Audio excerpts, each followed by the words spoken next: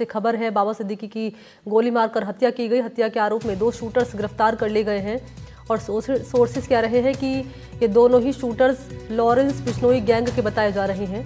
हत्या से पहले इन शूटर्स ने करीब 25 से 30 दिन तक रैकी की थी।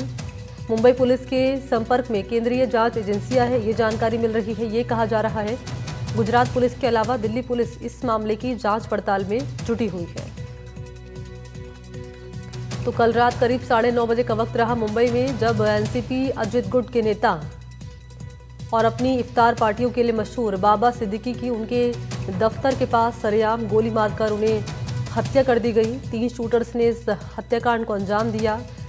6 राउंड फायरिंग की गई, जिनमें से 4 बाबा सिद्दीकी को लगी है। पुलिस ने इस हमले में इस्तेमाल की गई 9.9 mm पिस्टल को जब्त कर लिया है। पुलिस ने 2 अपराधियों को पकड़ लिया है, जिसमें से एक है हरियाणा का, दूसरा उत्तर प्रदेश का बताया जा रहा है और तीसरा अभी भी फरार चल रहा है। बाबा सिद्दीकी अभिनेता सलमान खान के बहुत करीबी थे। इससे सवाल ये उठता था कि क्या इसके पीछे लॉरेंस बिश्नोई गैंग का हाथ तो नहीं है। मुंबई पुलिस फिलहाल हर एंगल से जांच कर रही है। बाबा सिद्दीकी का शव लीलावती अस्पताल में है। उनके परिजनों से मिलने देवेंद्र फडणवीस हैं, गृह मंत्री हैं, रामदास अठावले हैं, आशीष सेलार हैं और कई नेता पहुंचे हैं। अभिनेता संजय दत्त, शिल्पा शेट्टी समेत कई फिल्मी जगत के लोग यहां पर पहुंचे हैं और वारदात से एकनाथ शिंदे सरकार अब विपक्ष के निशाने पर आ चुकी है। शरद पवार हों, आदित्य ठाकरे हों, कई विपक्षी नेताओं ने इसे सरकार की नाकामी करार देकर शीर्ष पदों पर बैठे नेताओं का इस्तीफा मांगा।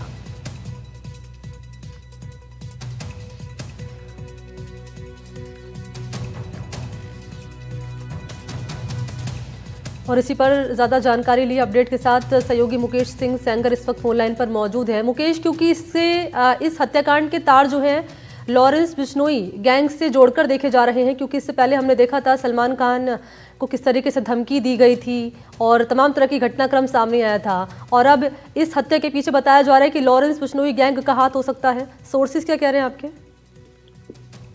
देखिए, जो 2 लोग मुंबई पुलिस ने पकड़े हैं, जिसमें एक का नाम करनैल सिंह है जो कि हरियाणा का रहने वाला है और दूसरे का नाम जो है वो धर्मराज कश्यप है जो कि यूपी का रहने वाला है। इसके अलावा जो तीसरा आरोपी है, जो तीसरा शूटर है, वो फिलहाल फरार है, उसकी तलाश की जा रही है। सूत्रों के मुताबिक जो 2 लोग पकड़े हैं, इन लोगों ने कहा है कि वो लॉरेंस बिश्नोई गैंग से जुड़े हुए हैं और जो इन्होंने दावा किया है, हालांकि मुंबई पुलिस उस दावे को वेरीफाई कर रही है और मुंबई पुलिस के साथ साथ जो सेंट्रल एजेंसीज हैं और दिल्ली पुलिस है, साथ में गुजरात पुलिस है, वो भी इस मामले की जांच में लग गए हैं, क्योंकि जो लॉरेंस बिश्नोई है वो इस समय गुजरात की साबरमती जेल में बंद है। तो कई राज्यों की पुलिस इस पूरे मामले की जांच में मुंबई पुलिस को असिस्ट कर रही है और जिस तरह से 2 शूटर पकड़े गए हैं, दोनों उत्तरी भारत के रहने वाले हैं। लॉरेंस के गैंग में जो शूटर हैं उसमें अधिकतर शूटर उसके उत्तरी भारत से ही हैं, यानी कि राजस्थान, पंजाब, हरियाणा या फिर यूपी के हैं और ये शूटर भी पकड़े गए हैं जो कि यूपी और हरियाणा से हैं। तो ऐसे में इस बात का पुख्ता शक होता है कि हो सकता है कि ये शूटर लॉरेंस गैंग से जुड़े हों। सबसे बड़ी बात यह है कि जो लॉरेंस है, लॉरेंस सलमान खान को अपना दुश्मन मानता है और सलमान खान के घर में उसने 2 बार रैकी करवाई थी। इसके अलावा सलमान खान के घर के बाहर उसने फायरिंग करवाई है और सलमान खान को जो लॉरेंस है वो मानना चाह रहा है। सलमान खान बाबा सिद्दीकी के बहुत क्लोज हैं, काफी करीबी हैं और जो लॉरेंस के गुर्गे हैं वो लगातार इस तरह के बयान देते रहे हैं कि जो सलमान का दुश्मन, जो सलमान का दोस्त, वो उनका दुश्मन। तो इसके पीछे लॉरेंस गैंग हो सकता है और इसको लेकर अभी जांच चल रही है। जो शूटरों ने दावे किए हैं उन दावों को वेरीफाई किया जा रहा है। ये भी जानकारी मिली है कि दोनों शूटर जो पकड़े गए हैं और साथ में जो तीसरा जो शूटर भागा है, ये सभी करीब 1 महीने पहले ही मुंबई पहुंच गए थे और 20 से 25 दिन से लगातार ये लोग बाबा सिद्दीकी की रैकी कर रहे थे और कल अचानक जैसे ही मौका मिला, इन लोगों ने घात लगाकर बाबा सिद्दीकी के काफी नजदीक जाकर पॉइंट ब्लैंक रेंज से फायरिंग की है और जिसमें बाबा सिद्दीकी को 3 से 4 गोलियां लगी हैं और उनकी मौके पर ही मौत हो गई थी। तो कुल मिलाकर इसमें लॉरेंस बिश्नोई का जो पूरा एंगल है वो मुंबई पुलिस देख रही है कि क्या इसके पीछे लॉरेंस बिश्नोई है और इसको लेकर जो है लगातार अभी जांच चल रही है। जी ठीक है मुकेश, आप रहिए मेरे साथ, मैं लौटूंगी आपके पास। और इस बीच सोमू आनंद जो है वो भी इस वक्त मेरे साथ जुड़ चुके हैं ज्यादा जानकारी लिए। सोमू, आपके पास क्या जानकारी है? बिल्कुल, देखिए सबसे अहम जानकारी यही है कि मुंबई पुलिस के सूत्र इस बात का दावा कर रहे हैं कि इस पूरे मामले में लॉरेंस बिश्नोई गैंग का हाथ हो सकता है, क्योंकि लॉरेंस बिश्नोई गैंग पहले से सलमान खान की वजह से अलग अलग लोगों को टारगेट करने की कोशिश कर रहा है। ये बयान दिए जा रहे थे पहले भी लॉरेंस बिश्नोई गैंग के जो गुर्गे हैं उनकी तरफ से कि जो सलमान खान का दोस्त है वह हमारा दुश्मन है, और इस वजह से बाबा सिद्दीकी की हत्या करने की कोशिश जो है वो की गई और हत्या उनकी की गई है।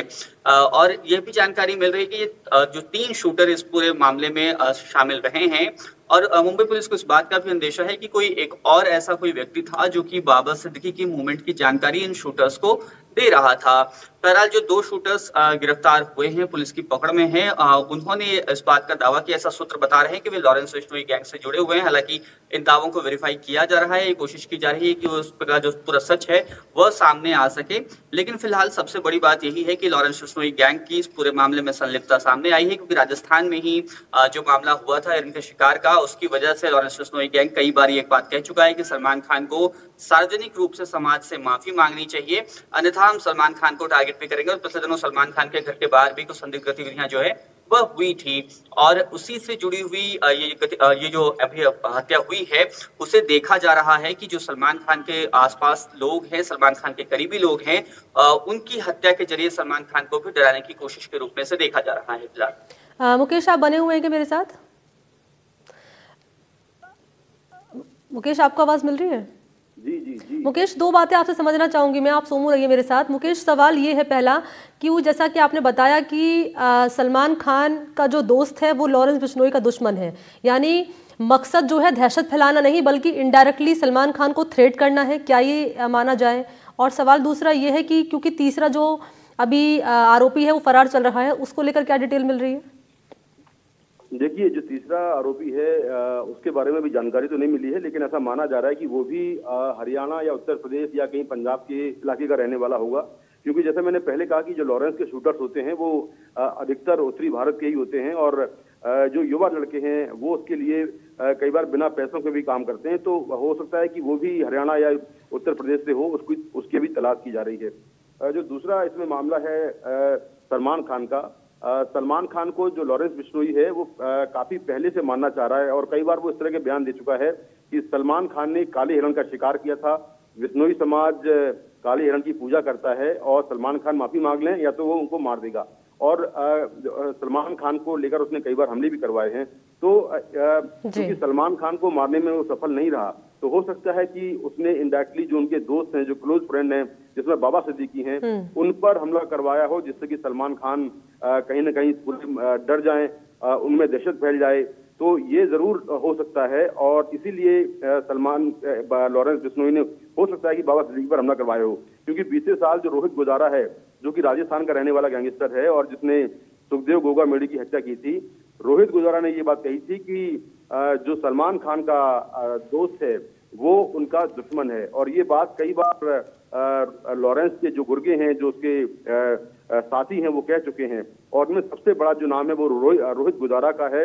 रोहित गुजारा राजस्थान का रहने वाला है और एक काफी बड़ा गैंगस्टर है, और इस समय अमेरिका में है, और वहां से बैठकर लगातार लॉरेंस बिश्नोई के लिए काम कर रहा है।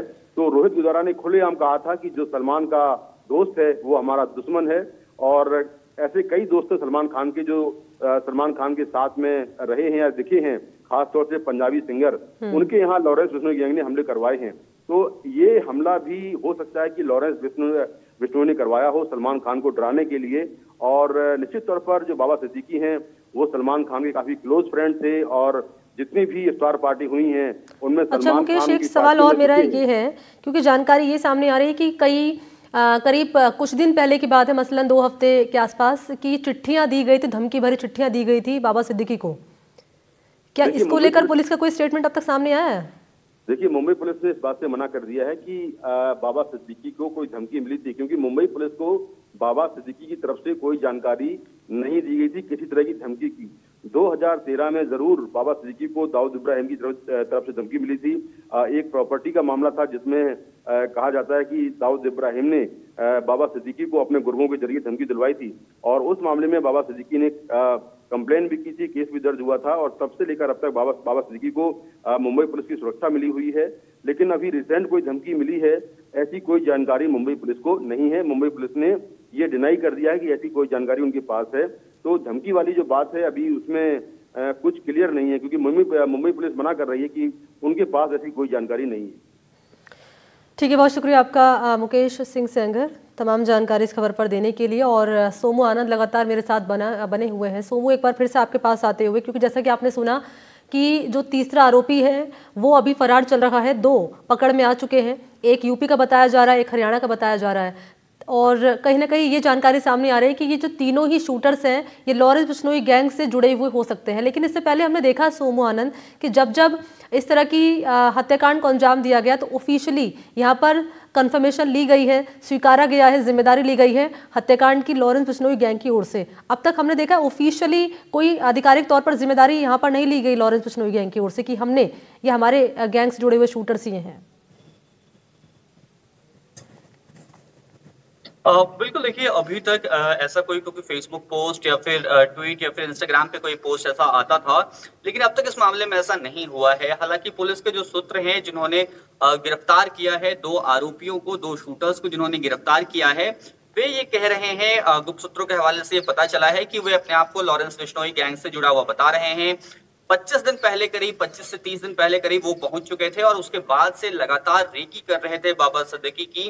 और देखिए उनके पास जो हथियार भी जो इस पूरे हत्याकांड में यूज किया गया है वो भी काफी अत्याधुनिक है। तो इसलिए इस बात से तो इनकार नहीं किया सकता कि बहुत एक संगठित गैंग जो है वो इनकी मदद कर रहा था, ये तो बहुत साफ है। अब वो लॉरेंस बिश्नोई गैंग ही है जिसका दावा अभी सूत्रों के हवाले से किया जा रहा है या फिर कोई और गैंग है, ये तो अभी जांच के बाद साफ हो पाएगा। लेकिन इतना जरूर है कि जिस तरह से इस पूरी घटना को अंजाम दिया गया है, देखिए बाबा सिद्दीकी जो है वो बहुत कोई आम व्यक्ति नहीं थे।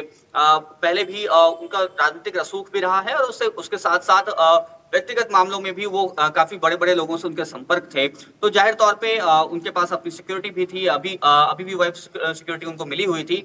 इन सब के बावजूद इस तरह की घटना को अंजाम देने की कोशिश करना भी बहुत बड़ी बात है। और जब ये हत्या हुई है तो इस बात से इनकार नहीं किया सकता, इसके पीछे एक बहुत बड़ा संगठित गिरोह जो है वह काम कर रहा था, कोई मजबूत गैंग जो है वह काम कर रही थी, जिसका दावा अभी किया जा रहा है कि लॉरेंस बिश्नोई गैंग हो सकता है।